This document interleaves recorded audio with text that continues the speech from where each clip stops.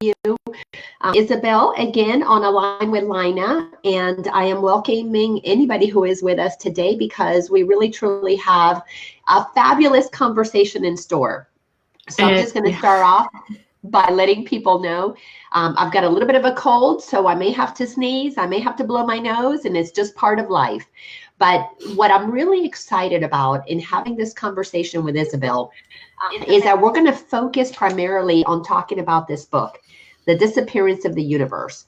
I had posted something about the fact that I'm going to be starting a book club, a book review. I'll do this for about 8 weeks in the Marietta area in Georgia where I live, and we're going to talk about the disappearance of the universe.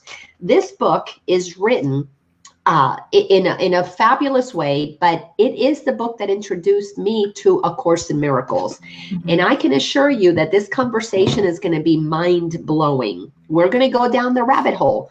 If you are uncomfortable going into the really woo-woo realms of spirituality, I'm going to ask you to just hang in there, because if we don't go to the deepest parts that the spiritual awakening is inviting us to go into, we are really not going to experience the magnificence of the peace, of the love, of the joy, of the compassion, of the kindness, of the abundance that is experienced, that is promised through the spiritual journey, if we're not willing to go all the way.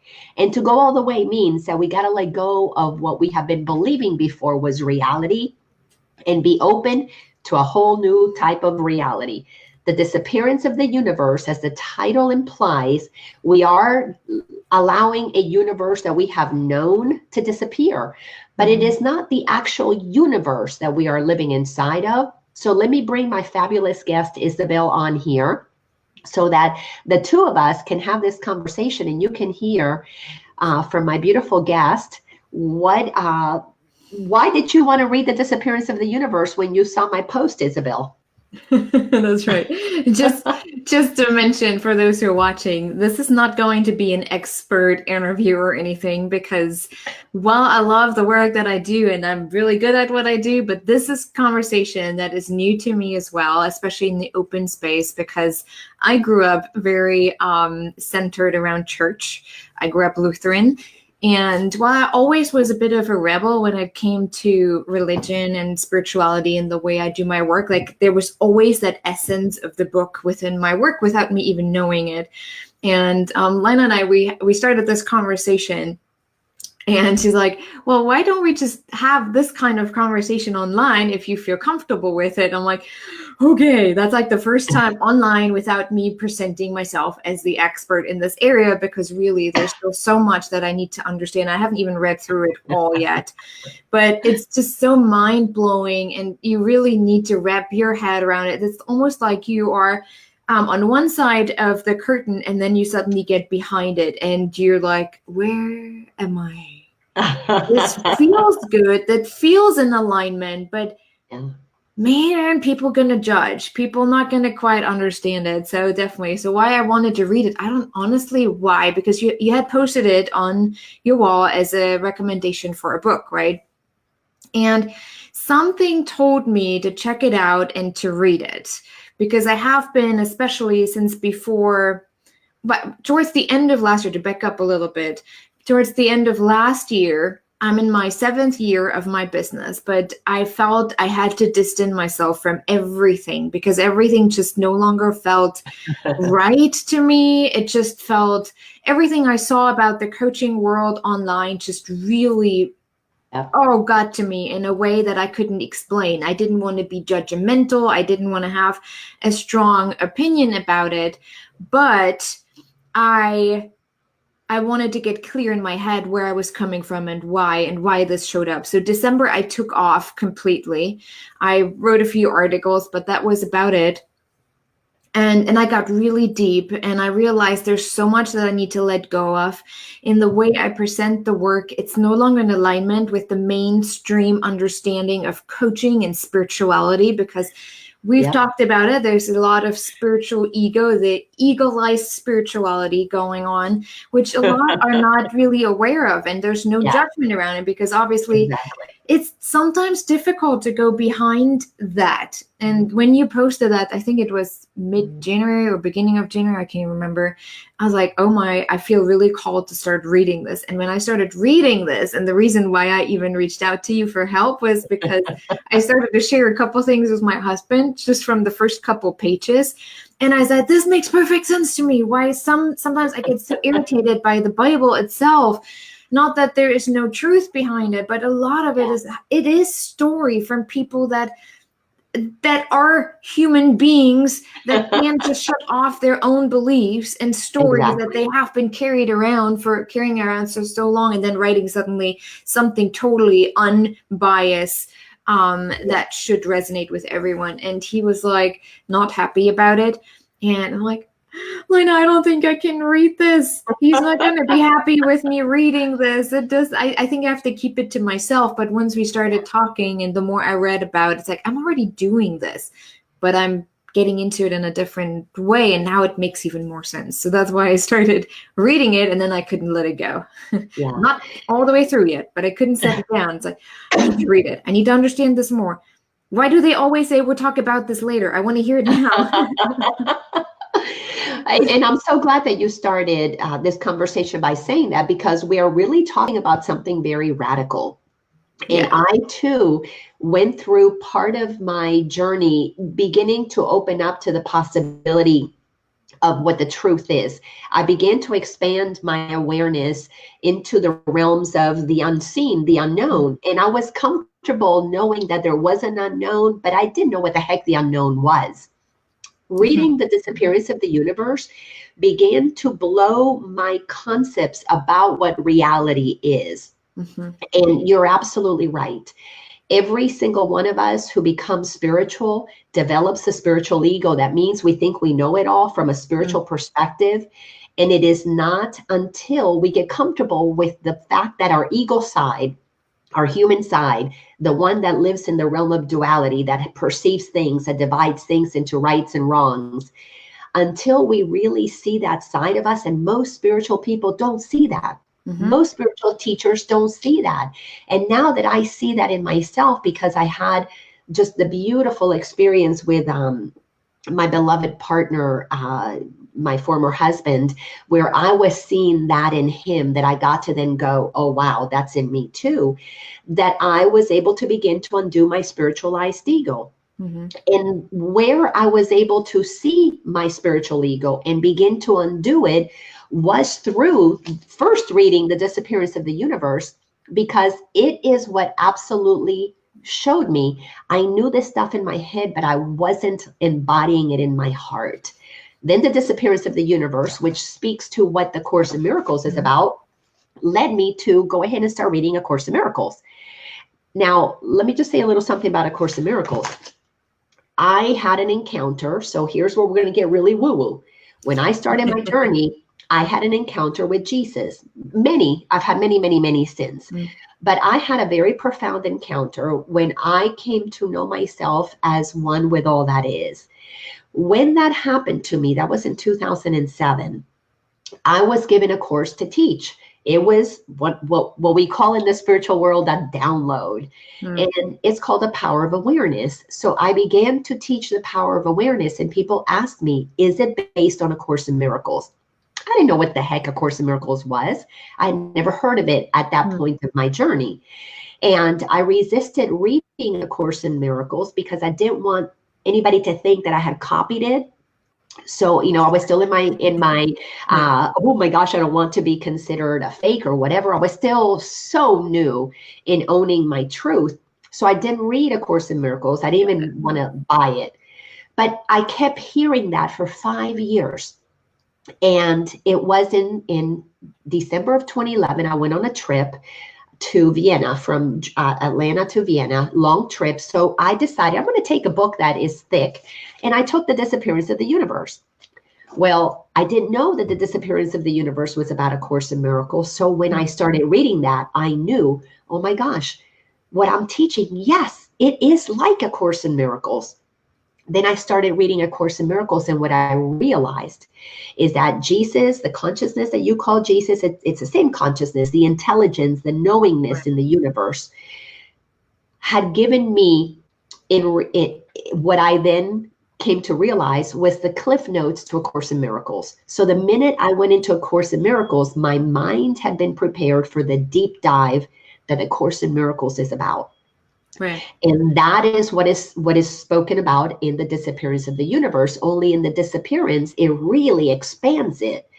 So let's you and I get right into what are you getting out of the Disappearance of the Universe that is rocking your world, because the Course in Miracles is here to turn our world upside down and inside out, because we have been living a backwards life. Yes. Well, for one, the first thing to wrap my head around was I always had a problem with even the beginning of the Bible where it talks about the creation, because if God is who we say he is, then why would he create something that would intentionally put two human beings that he apparently has created in his own image into a situation where he all-knowingly already knows that he will going to punish them if they don't listen to him? So where is the free will in all this, for one? If he already knows, well, if they act this way, then I'm going to punish them.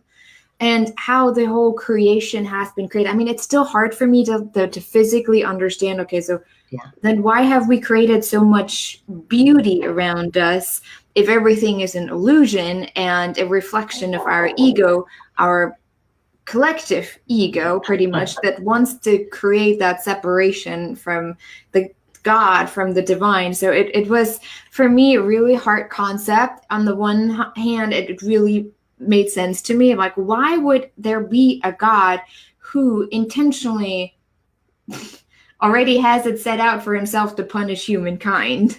Because he already knew that this is what's going to happen, right? And there are no rules in that way, in how we're supposed to live. Well, that's probably not the right way to say it either, but go ahead. What were you going to say about it? Well, and before I say what I'm going to say, whoever's watching, and we've got quite a few viewers on right now, wherever you are on your path, you are exactly where you're supposed to be. Yes. There are no rights and wrongs. If you are believing something that brings you comfort and it gives you peace and it helps you be able to make sense of the world, you are exactly where you're supposed to be. We are having a conversation from the level of consciousness that we're at. And I want to give you kind of a visual to understand what I mean by that. So, and by the way, one of the best books that describes the levels of consciousness is a book written by Dr. David Hawkins, and it's called Power versus Force. Yeah, I have that in too. The book Power versus Force, Dr. Hawkins breaks down the levels of consciousness that we are all going to go through. At the very bottom, 0, is fear. And at the lowest levels of fear is where we operate in the densest spaces of duality. At the highest calibration, because it's all vibration, so it is a calibration of energy. At the highest calibration of 1,000 is what enlightenment is about. This is the all-knowingness. This is the total dissolving of the separate sense of self and a total complete merging with what consciousness is. And this is where all channeled material is coming from that level of consciousness, where there is a knowingness, there is an intelligence that is communicating into the lower levels of consciousness, into the denser levels.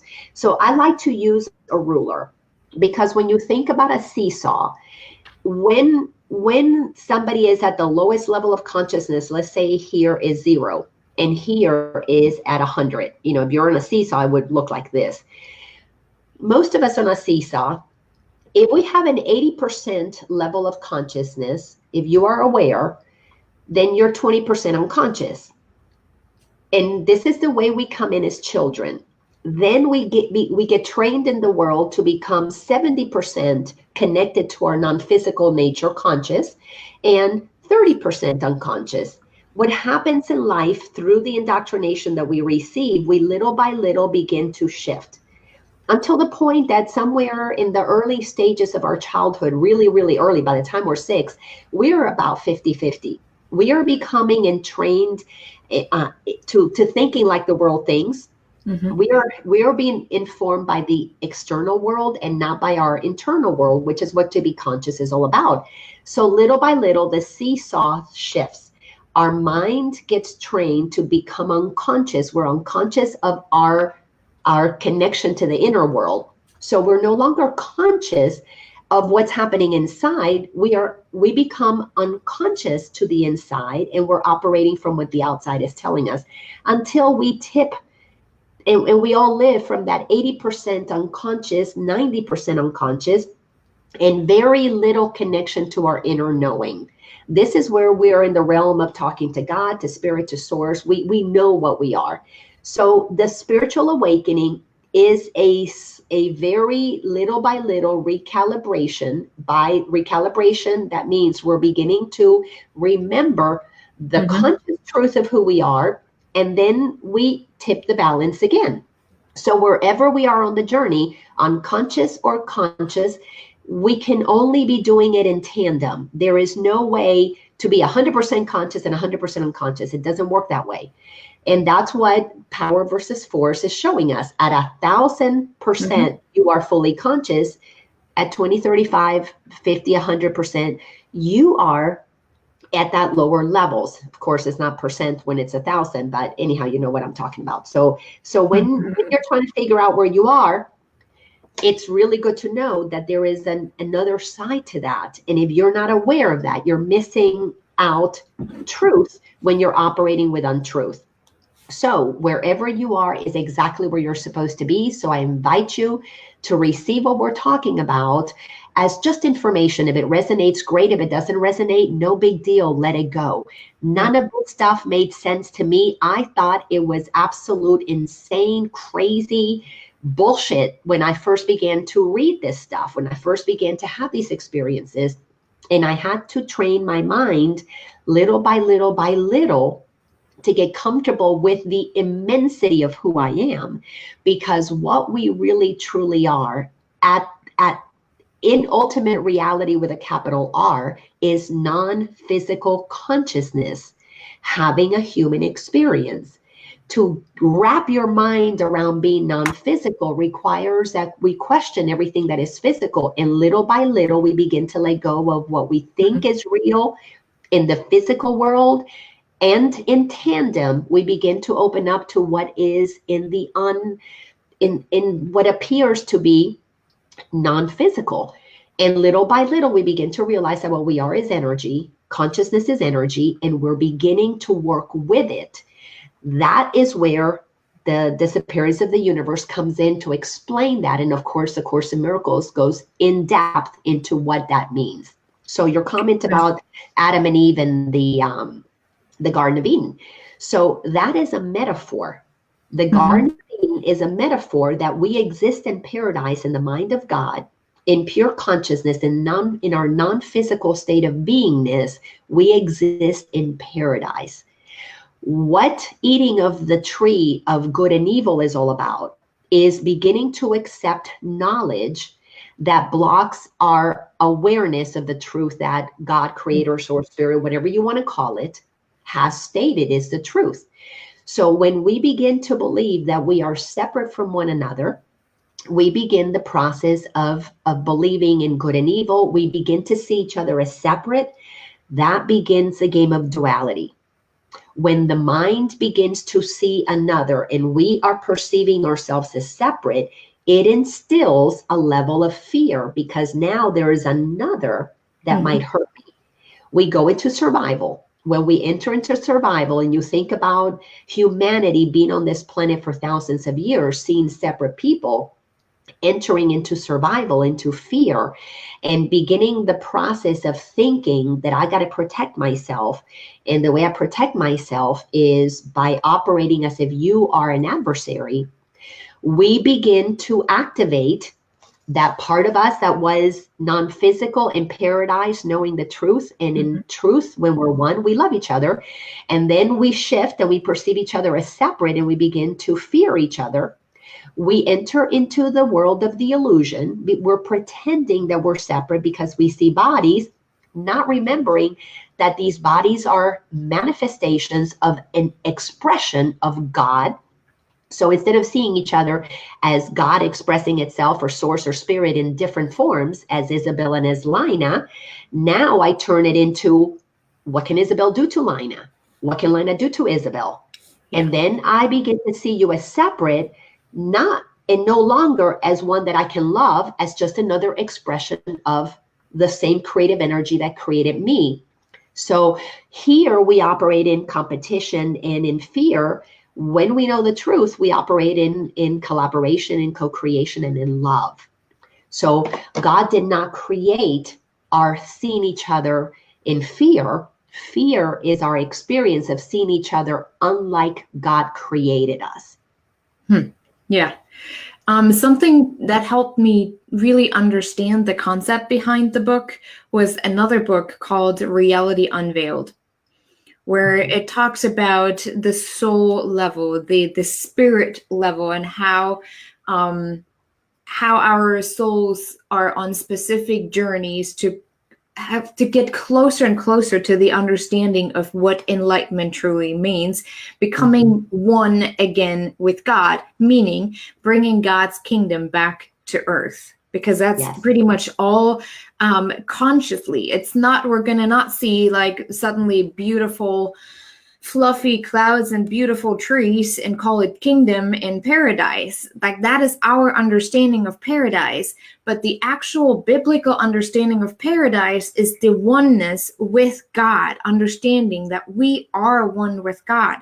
And I think what helped me really understand, it actually helped me understand my gift more. And you know that I have always been able to see color around things. There was nothing physical attached to it. It was just the color my brain told me, like, this is a dominant color around someone. And so I learned that, especially when it comes to people, that when I really tune in with him and I see that color, it's almost like their soul speaking to me, giving me a message that they consciously may not be able to receive yet, or something like a confirmation where they had been struggling with something. And over the last, especially the last year, I started to speak on the topic how we can overcome intercultural differences through emotional awareness, because emotions also are energy.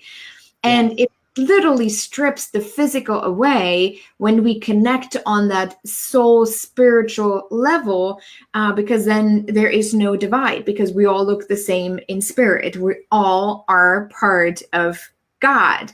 And that's how you start to look at each other, even on a emotional level.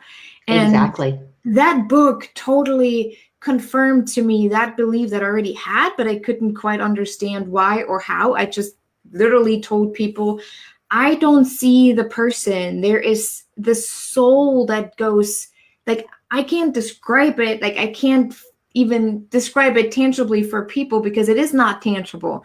It's just, I look at you and the physical body is ripped away. I just see the color. And what you're talking about is beautiful. So say the name of that book again. It's not one that I've read, but I totally agree with what you're saying. Reality Unveiled. Do you remember the author? No, but I can look it up. I'm glad I remembered the title. Well, you're saying that because I absolutely, with the experiences that I have had with my encounters with consciousness, is that everything is energy. And as you said, emotions is really, to me, nothing more than energy in motion. Yeah. What we are working with is realizing that our energy stopped being in motion when we began to experience the deep, the dense emotions of fear. Once our mind began to believe that what is out there is separate from me, not realizing that I was projecting the out there. Just as God has imagined us, we are imagining the out there. So when we begin to not be the energy of ourselves in motion, we create a motion that pulls us back. And in that density, we begin to believe that I should be afraid because the density makes me feel tight and tense. So understanding that everything is nothing more than energy at different levels of calibration. At the highest level, it's fluid, it's in motion, it's light, it's sound. At the densest levels, it is fear, it is totally, completely closed Guilt off. and shame. Yeah. Exactly. So we are questioning because we have to enter into those places of our guilt and shame and our fear to find out what we're believing that is actually the block to our awareness that what we are is that energy that's supposed to be in motion. So when we begin to enter into that conversation of, well, if I'm not my shame, what am I? If I am not my guilt, what am I? We begin to realize that we are this divine, innocent, powerful, magnificent being, which is the expression of that energy that's supposed to be in motion, bringing love to the planet, bringing light, bringing joy to the planet. Mm-hmm. And we are thousands and thousands of years into believing that what we are is separate from one another, and we see differences as threatening. So they're reversing. I mean, Jesus came 2,000 years ago to tell us that we are one, that we are like God, like he said, I and the Father are one, but he was saying, so are you.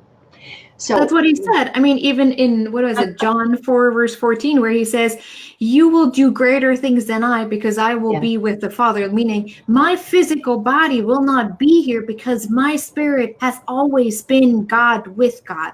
Yes. And he's saying you can have this too, where to the point you can separate yourself from the physical.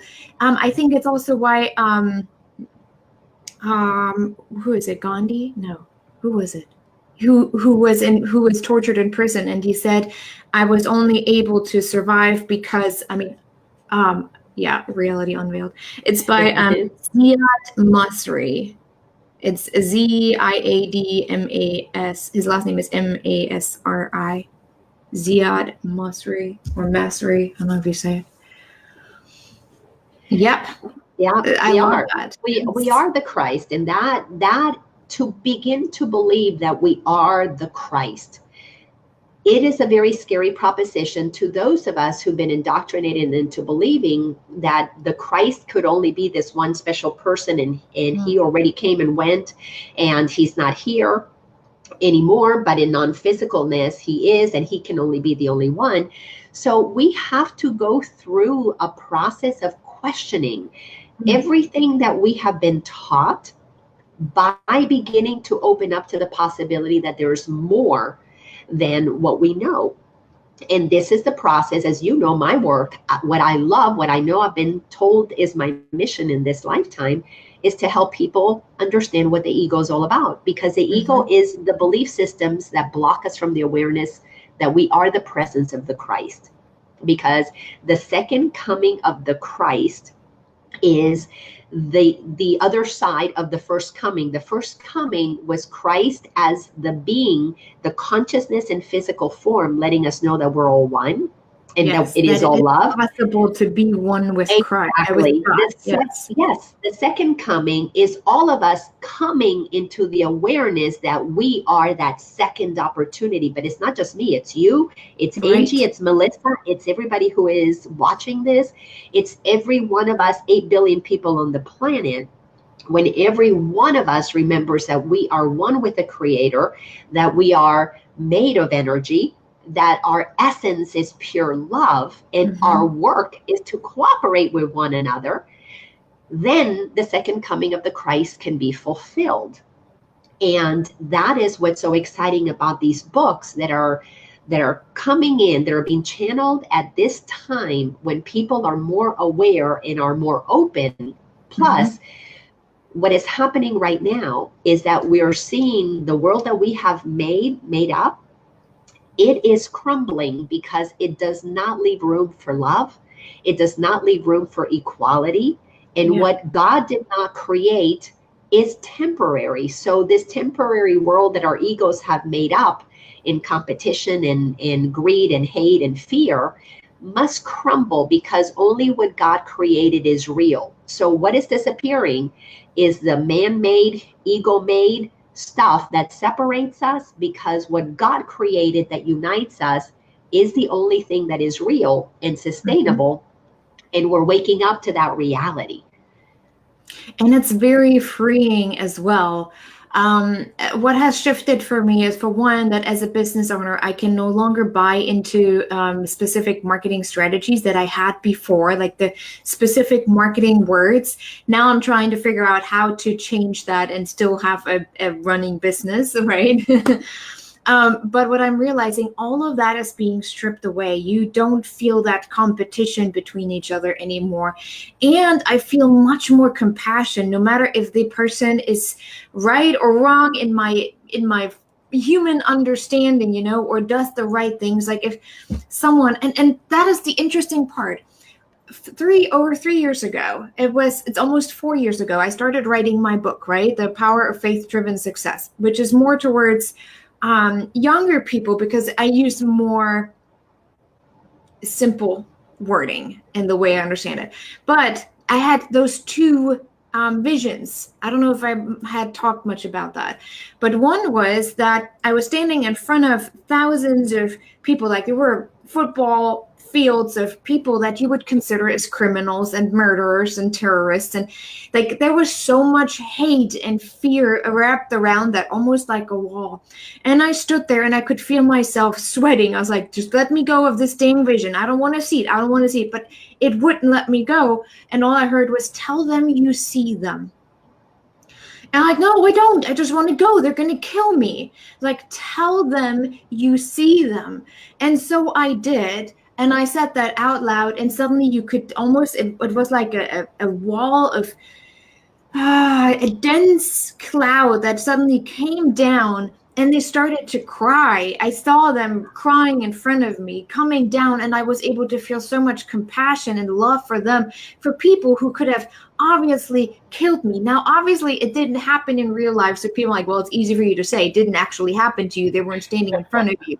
But like everything, it was a possibility, because everything is an illusion. So was that. Because what it was trying to tell me was, you are one with them. You are afraid of yourself. And that goes back where I just read that last night in the book, where it says that hatred, the shame, the guilt of ever having separated from God is so present inside of you that you project that hate on other people. And the most loving person most likely has that still within us. And it's just a matter of acknowledging it. And that's where it comes in with the Bible, where it says, you have been forgiven. I forgive you. I am, like what Jesus says, I am telling you, you have been forgiven. Look at me. This is what is possible. In human form, you can still have that forgiveness and become closer and closer, or get closer to God. So you eventually realize that you are already one. I did a hypnosis. I had a really important talk on Wednesday, which was like a TED talk. And I was nervous because there was some memory from back then. And so my friend helped me to kind of diminish this memory and change it into something more pleasant, so I could be more powerful while I was speaking. Well, during that meditation or that hypnosis, I went so deep, and I truly believe if nobody would have known that I was in my room, they would have not found me if they would have just entered my room. I felt my body disappearing and just becoming one. It became so heavy. I can't even describe it there are no words in the way I experienced that. But I just disappeared, and then I found myself almost like in this universe kind of space, and everything that was around me was just light, but separate light. And then there was this space in space that was just light. There was nothing. There was just pure light. And all those little lights were gravitating towards that big light. It was so beautiful, and I could feel myself, like I could feel the different energies of those lights, because we were all on different levels, and I could look back and, okay, this feels a little different than this. And then I recognized that it is actually all us, just in spiritual form. We're all gravitating to the understanding that we are one with God, and eventually we all will be able to see that, to become one with God once again. And it was so beautiful to watch. It's like a firework. We're all just like fireworks. We're just going off on our journey. We're being catapulted out in on our journey. We have to have those experiences so we can fully experience the forgiveness that is on such a level. I mean, even for me, humanly, this is not describable. It's so hard to even fathom, but you feel such innate peace. And then, of course, then there's the ego coming back in and like, hey, wait a second, I'm still here. Like, don't do that. Like, don't abandon me. Don't. And then you kind of look around, especially when you are a public figure where you tend to like, what are they doing? How are they doing that? I want to do that too. You know, like those things come to mind. And then I just back to the memorizing. You just understood what the true peace of God looks like. Get back to this and not focus on everyone else's journey. And I think I started this whole thing very early on after I got married to my husband, because I always tried to drag him along on my journey. Like, this is what we're going to do. Like, this is our dream. This is what we're going. And my husband is more like just let it go. It will all come to us when it's time for us. I'm like, oh gosh, no, we need to do this. Like, we have to do some action here. We can't just sit. But he is the kind of person who is more trusting in the process than I am. And back then I worked with another coach, and she gave me this exercise where she said, take a look. You're all on your path. When you tune in with yourself, where are you? And I'm like, I'm on his. And he's like, see, there you go. How about now you envision getting off his path? Like, I can't, because then he's snapping all the way back to I don't know where. And then maybe we're not supposed to be together. And he's like, that's not going to happen, because you are soully connected, on a soul level connected, that his physical journey doesn't actually matter. And there were some things I realized that he did jump back a couple of feet physically speaking, in where we were with our dream and fulfilling some of the goals that we had for ourselves. But eventually we ended back on the same page, because I allowed him to develop on his path and me experiencing my soul's journey, because we're all on the same journey towards the same thing. Yeah. There's no difference. And that's so beautiful. So you said several things that I want to touch on, because people have been making some comments, and thank you so much for all of these wonderful comments that you've been making. So as I used the seesaw analogy in the beginning, everybody is somewhere on the path. One of the most beautiful, profound experiences that I had in knowing myself as source was seeing a waterfall. That source is, or another analogy that I got was also so beautiful. God is the sun, and all of us are rays of the sun, and the rays shoot in different directions. The waterfall is at different levels. So in Dr. Hawkins' book, Power versus Force, depending on where we are in consciousness, we are going to be living our human experience at that level of awareness. There's nothing wrong with it. It is just where we are, because we have chosen to be at that level for whatever lessons we are getting. So that's why nobody's ever left behind, because nobody can be outside of God. So you were talking about. Can I say something real quick? That's why I always say that, even like, especially God is speaking through your emotional experiences to you. Emotions are a tool that God is using to speak to you. I wrote a couple articles. One is called With Love, Fear. Like, fear is actually writing a letter to you saying, hey, if we're all just kind of bouncy walls, I'm just the one furthest away from your aligned center, and I'm just trying to bounce you back and giving you some message like, hey, this is where you're at, but you actually do want to go the other way. And that's how I explain emotions, and what you said makes perfect sense with that. Yeah. Oh, absolutely. Fear just means that we are believing what is not true. Yeah. So it's just a matter of shift in perception. So when I was given the power of awareness to teach, I was given something very simple, which is you become aware of your fear, you accept that you have it because it's within you, and then you just shift and lift your vibration. You shift from fear, instead of being run by fear, you shift into love. So it is a conscious decision to see what is happening differently. Once you make fear your friend, you can see it as a guide to shift back to where you actually want to be. It's that simple. It's just by accepting that you shift your vibration, right? Exactly. Because it's no longer scary. Yeah. Yes. Well, what acceptance does is it puts you in neutral. It takes you Yeah. down to 50-50. Now love has as much power as fear in that moment. And the minute you decide to absorb fear and don't let it run your life, just acknowledge it. Now, love is recalibrated or Yes. recentered in truth, Yeah. realigned with God. Exactly. So here's the thing, and I love what you were just saying. I like to say we have to make ego our amigo.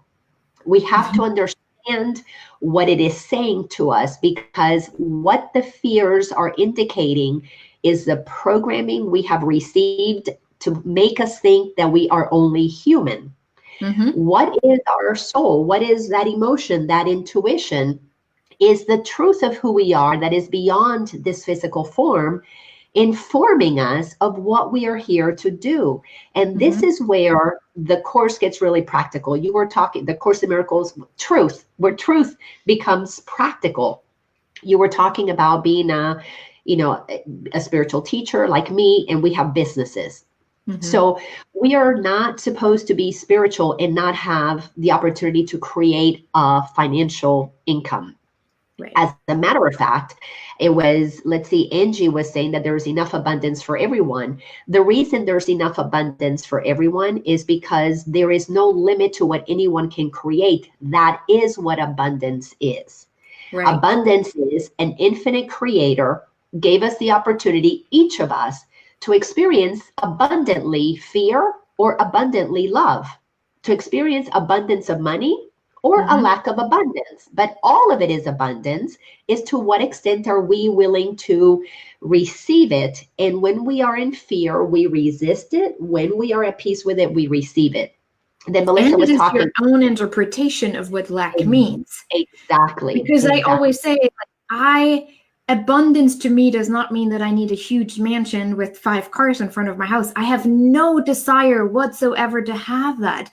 I feel absolutely content with a small home that I can call home, that gives me safety, and be rather connected to nature than have all this physical. But it could be because I already had this experience in a past life where I already learned from that. I don't need it. So I think there's this level that we need to understand, especially when we talk about money and abundance and success, that it is your own understanding and interpretation of what you experience as lack. Because I could have $1,000 in my bank account and would feel really rich and be okay with it, knowing that I'm always taken care of. And someone would look and I'm like, oh my gosh, you're operating from a scarcity mindset. This is not much in your account. I'm like, really? Like, I don't need much. I know what it means to travel around with 2 suitcases and not needing it, but always knowing that I'm always provided for, no matter what that looks like and how it may show up. So there is this is your understanding. It doesn't have to be a universal truth when it comes to materialism. Well, correct, because there is no such thing as a universal truth when it comes to the human way of looking at things, because everything from a human perspective is a individualized perception. And the only way we will get to universal truth is to move into the direction of that we are non-physical beings creating our own reality. So the work is to tap into that power, that God within, that mind of God that creates, so that we can become aware, so that we can become aligned of how powerful we truly are, because it is in our alignment with the truth of who we are that we begin to manifest, never from lack, but as Melissa had said earlier, she had posted something about Emerson's law of compensation.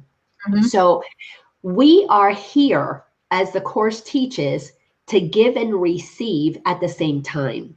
As I give of my talents, you give of your talents. The potter gives of his pottery. The poet gives of his poetry. The doctor gives of his surgery.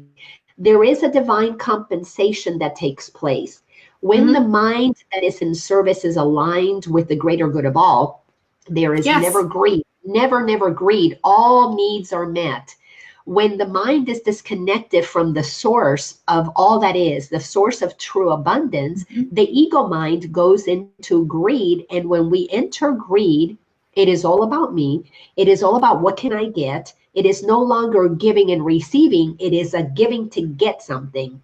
Yes. And that is what humanity has fallen into and has created the haves and the have-nots, where we're so apart. But the haves and have-nots, that mentality is a mentality of duality. Those of us who are waking up are beginning to shift into this fifth dimension. Getting more woo-woo here, like we're not woo-woo enough right now.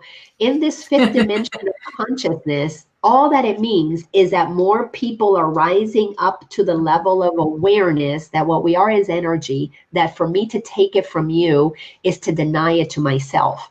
For me to be greedy is to hurt myself because I can't experience the grace that allows me to be at peace, that then informs me through intuition.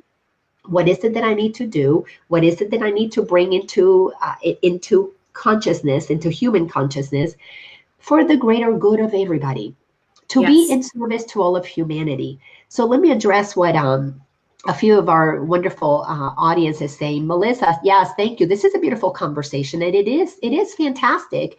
When you begin to align with the truth of who you are, we will all be living in a state of total and complete knowingness. As Isabel has just said, you begin to trust that everything is provided. This is not it's a daily practice, though. Second by second practice. This, one of the biggest things that lets me know somebody is completely new to the journey is their biggest fear is, oh, I've got to give up my money, I got to give up my house, I got to give up my.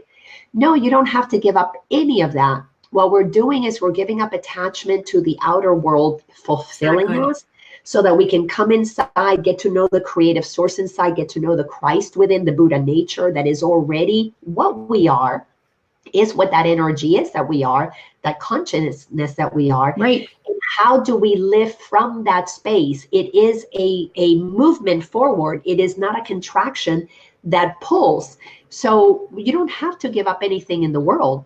What we have to do is our attachments to what's in the world. Let's see. And that comes in when the Bible even talks about it. For those who can be trusted with little will be trusted with more. If you can detach from what you already have, you will be trusted with more, because with what you will have more, you will have an even bigger impact. And supporting people on their journey to the understanding of bringing God's kingdom to this earth. Yes. Well, and what you said is really important. And Lana was kind of talking to that. Yes, that when you become more conscious, more aware, fear does disappear. Because what begins to happen is that when you are willing to give it, you are in a state of trust. We are extending into infinity the possibilities available to us. When we are hoarding, when we are saving, when we're building it up in our bank account for our own purpose, it's because we're afraid that there's not going to be enough. And in the hoarding it, in the keeping it, we are not trusting the universe. And when you don't trust the universe, you're operating from fear. When you're operating from fear, greed comes in. When greed comes in, you don't care who you kill. You don't care who you hurt. Just because you have a massive bank account and you are operating from fear, that massive bank account does not keep you from being at peace. It cannot. If anything, it makes you even more afraid of losing it, of not having it. Right. And it creates a consciousness, of such deep mistrust in life. And that is what we're waking up from, is that there's nothing outside of us that is ever going to give us the peace and the joy that comes from being inside. It's easier for a camel to get through the eye of a needle than for a rich man to get to heaven. That quote is so powerful because the kingdom, not because of the money that they have, but the emotional connection to it. Yes. To it. Exactly. That is what is so traps them. And let me address Angie's comment here. I'm so grateful that your schedule allowed you to listen in. I'm so glad, because you were beginning to feel fear creeping in about teaching your workshop tomorrow. So thank you for us reminding you to raise your vibration. Absolutely. And what is so amazing is our vibration is nothing more. Again, when you look at the ruler, it's a recalibration, moving out of fear, and it takes years and years of questioning every belief that causes fear, because the beliefs that we hold that cause fear were taught to us by people that we loved and trusted and respected. Our mother, our father, our teachers, our preachers, the government, our grandparents, our cousins, our favorite aunt. These people that told us information that is of the world, pure egoic information, were operating at the level of calibration that they were at. It doesn't make them bad. It just makes them unaware that there was a higher vibration, that there was a higher frequency. And that is one of the things that the Course in Miracles is telling us. And it's so clear in the Disappearance of the Universe. We are forgiving what cannot ever happen to change what God created. God created us as loving beings, created us as one, created us as expressions of itself. We are created in God's image. Humans have made God in our image, made it a dysfunctional, fear-based father that punishes and hurts us and makes us walk on our knees. For most of my life and my coaching, I have said, as long as we see God as an authority over our life, we continue to rebel against this authority, because we're trained to rebel against authority. If it's government, people try to control us, even church. And so once we see God as part of who we are, we no longer rebel against that knowledge. We no longer rebel and try to prove God that he has no control over us because we can do it on our own. And it's, it's a play on words. We won't rebel against authority. We will revel. We will absolutely enjoy the truth of who we are. But to get to that place that we know we are one with God, it is a scary process because of all of the fear-based conditioning that we have received.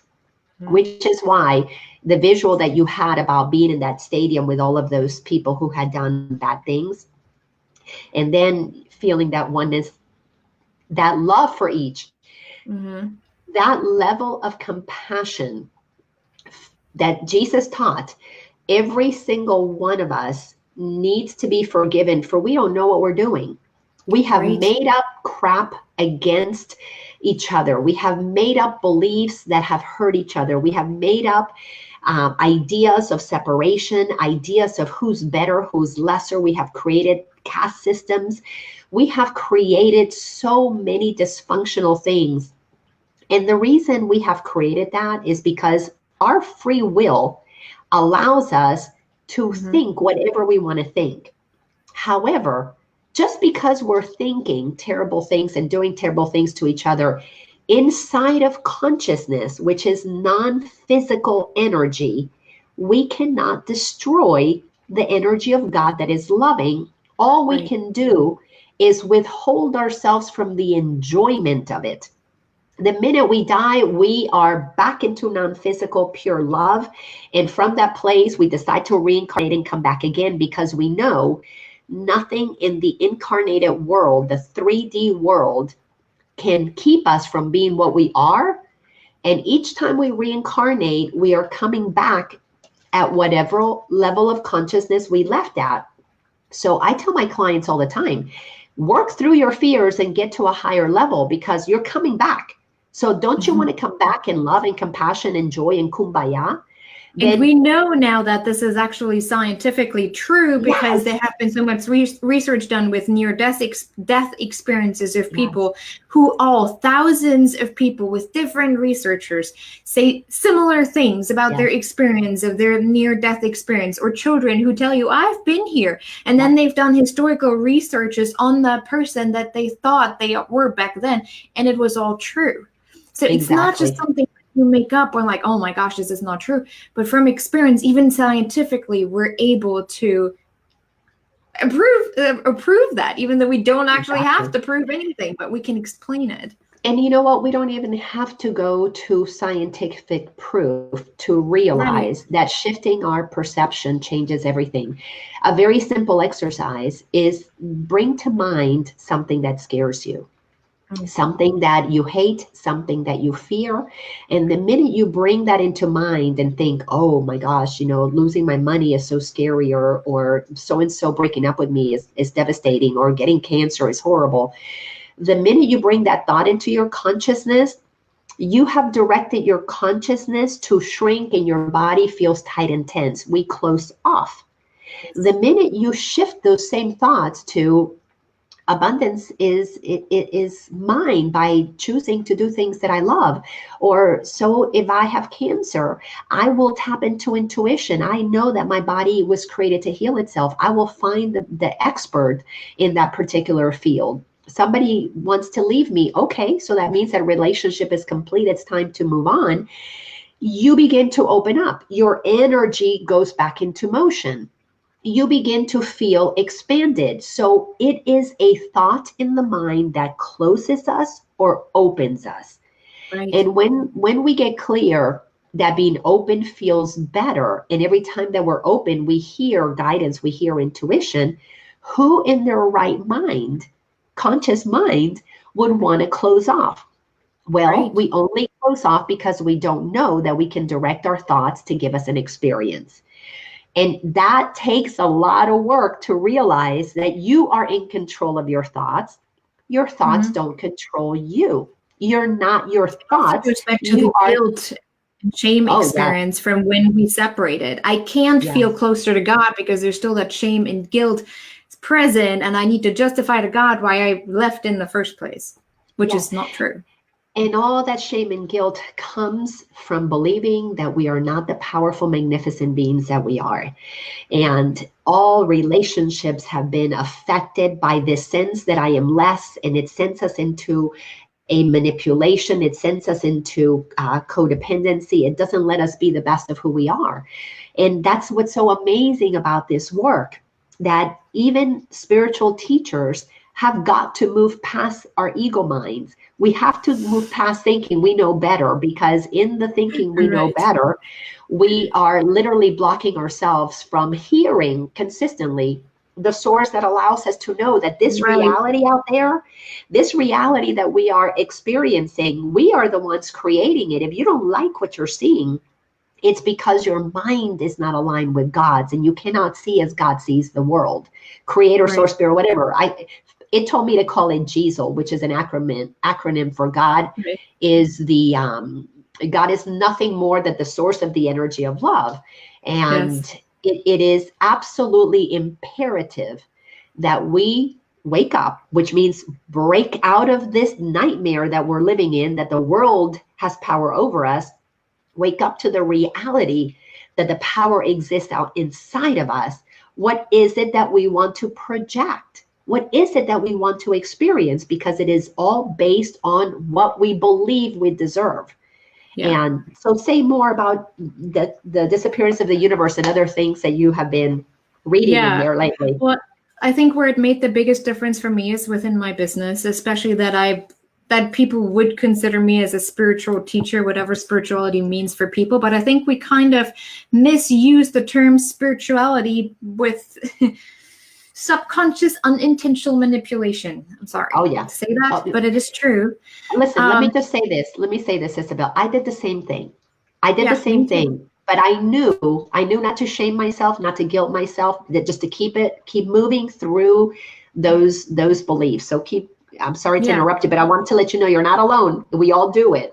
Oh, yeah. I mean, that's why I think I'm struggling. So I'm not really struggling either, but why I'm shifting right now, where I'm not quite sure how I even want to present my work anymore, because I don't want the typical business that you see as someone who is a coach out there.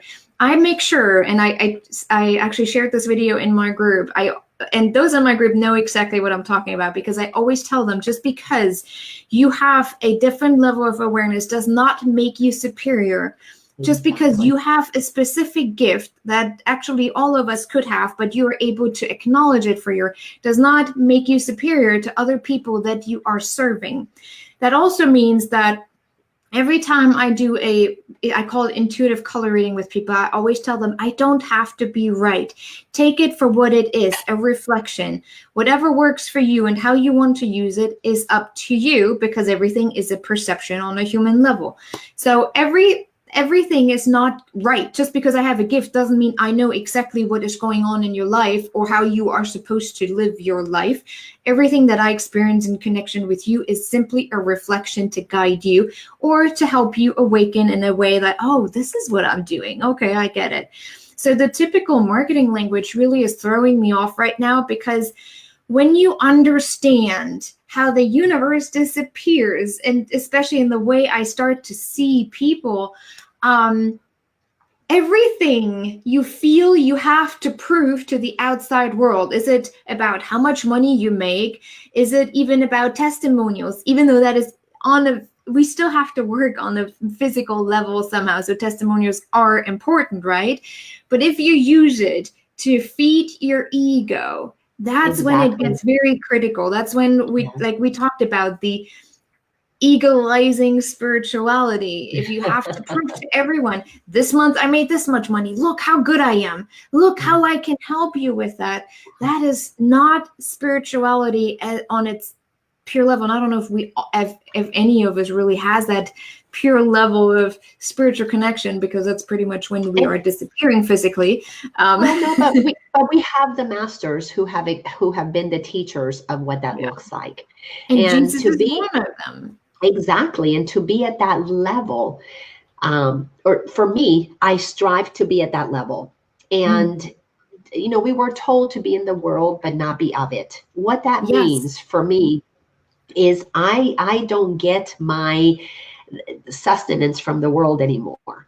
I am guided to what to do. So testimonials on my website are because they meet people that come to it at whatever level they are at. And when they connect with somebody's story, it lets them know, okay, there could be something here for me. The days of testimonials building me up, those days are long gone. I don't need to be built up. I know the magnificence of who I am as God created me. My work is not to get somebody to accept that about me. My work is for me to accept that about me, because as I accept it about me, then I accept it about everybody else. Now, I don't see, as you said, anybody as inferior. If anything, I see everybody as equally as powerful and as magnificent as me, choosing either to live into that or not. And the Course in Miracles is really clear. Every client that we are supposed to meet, every person that we are supposed to touch is already going to be part of our reality. We don't have to create that. Our work is to be present to the essence of who we are and let life meet us where, and again, this is developing trust. Let the encounters happen whenever they happen. If we are focused, and I know this is for me, in solely sharing what we are told. This is why I do these broadcasts. The content in these conversations are so powerful. I love sharing because I get inspired to have a conversation with you, with somebody else. Next week, I'm going to have a conversation with Irene, who is listening right now. That woman's spiritual journey is amazing. And the week after that, I'm going to be talking to Francine DiGiorgio, who also has had an incredible awakening. And it is all about making this accessible. The financial exchange happens when people feel like they have received something that assists them and they are inspired. That source inspires them to continue to give and receive. There is more than enough, as somebody said earlier. I think it was Angie. We live in an abundant universe. And what we are moving toward is the acknowledgement of our wholeness, because when we know that we are whole and the abundance comes from our wholeness, we will access our holiness. From that state of holiness, we drop all of the games of the ego, manipulation, competition, hurting each other, superior, inferior, the bully, the victim. All of those games in duality are going to disappear. Are we there yet? No, we may be hundreds, if not thousands more years getting to that. But we have shifted back to more than 51% consciousness. Humanity is on a trajectory to awaken. There is no way to stop it, because the outside world that gave us comfort before, that made us feel safe, is crumbling, so that we have to question what we believe. But the trajectory towards love, so that we can live at the highest calibrations, is happening, is absolutely happening. So that's why I love younger generations too, because they are questioning everything. I see it with my 5-year-old son. But we encourage that in him too. Like, yes, ask questions, question what we tell you, because not everything we even say as your parent is true, or it may just not be true for you. And we are able to listen to that. And that's why I love even working with younger generations. It's just fun to watch. And it is so much fun to watch. Well, listen, we have reached our time here. Not that time can confine us, but since we're in the world, we're operating within the world, but not of it. So that we're going to complete this. In my stomach, yeah. Yes. And I'm going to come back to you, Isabel, in a minute, but I just want to let people know that if this conversation interests you, and you want to reach out to me through this Facebook feed, go ahead and you can send me a friend request. And if you want to connect with Isabel, do it through this feed. You can also do that. And if you go to my website, lainaorlando.com, and you sign up for my newsletter, you're going to get a free, what I call a masterclass, which is a video series that explains to you how we descended into the sleep of the ego, the duality, the unconscious state of beingness. That is what the world that we perceive is all about. And it activates our fears, and it's what creates our ego. And then it walks you through the 3 levels, the 3 stages that we have to go through to awaken, to move out of that ego mindset and reconnect with the essence of the truth of who we are. And so you can go to lainaorlando.com to find that.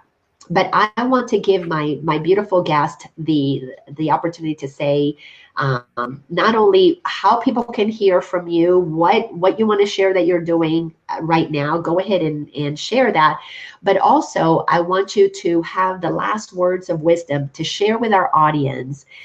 What is it that you want them to know that you're discovering is the truth that is giving you more peace and allowing you to connect with that space inside of you that is making you a benevolent being on this planet?